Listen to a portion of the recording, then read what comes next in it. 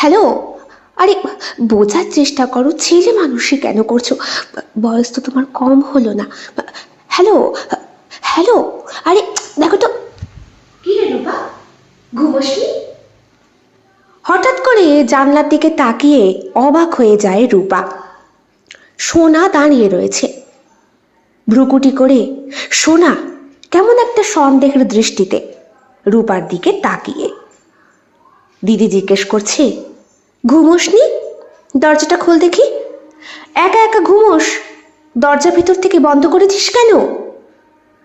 বাধ্য হলো রূপা দরজা খুলতে। কিছুটা বিরক্তি তার চোখে মুখেও স্পষ্ট। দরজা খুলে বলল, আয়। কি হয়েছে বল। কি ব্যাপার? এত রাত হয়েছে, ঘড়ির কাঁটায় একবার চোখ দিয়েছিস? 12:30 বাজে। সামনে তোর না পরীক্ষা, ফার্স্ট সেমিস্টার শুরু হচ্ছে। তাহলে ঘুমোসনি কেন এখনো? পড়ছিলাম দিদি, ওই স্যার অনেকগুলো নোটস পাঠিয়েছে তো। ও মোবাইলে বুঝি? হ্যাঁ, ওই হোয়াটসঅ্যাপ করেছে, তাই সেগুলো। ও তা সেগুলো ঠিকঠাক পাঠিয়েছে কিনা সেই জন্য বোধহয় কাউকে ফোন করেছিলি। দিদি, তুই সবসময় উল্টোপাল্টা ভাবিস। আমি ফোন করেছিলাম আমার এক বন্ধুকে।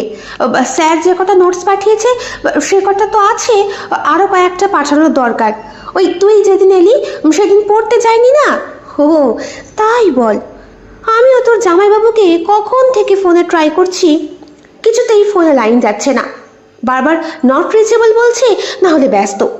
আর কি যে করে মানুষটা। ও তাহলে এখন একবার ট্রাই করে দেখ না দিদি। এখন করব যদি মানুষটা ঘুমিয়ে থাকে? তুই তো বললি তখন থেকে ফোন করছিস। রূপাও কেমন যেন সন্দেহের দৃষ্টিতে সোনার দিকে তাকায়।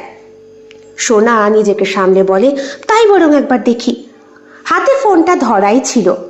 কল করার সঙ্গে সঙ্গে রিং বাজতেই, হ্যালো। কি, শরীর খারাপ? না না, ঠিক আছে।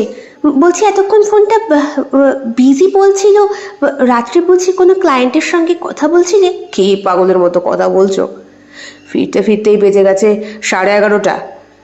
সবে খেয়ে দিয়ে একটু শুয়েছি, এতই পরিশ্রান্ত চোখটা লেগে এসেছিল।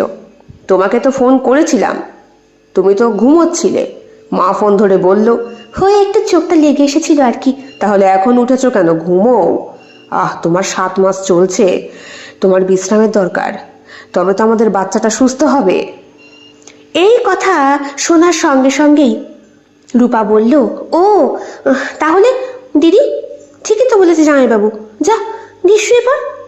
সোনা ফোনটা স্পিকারে দিয়েছিল।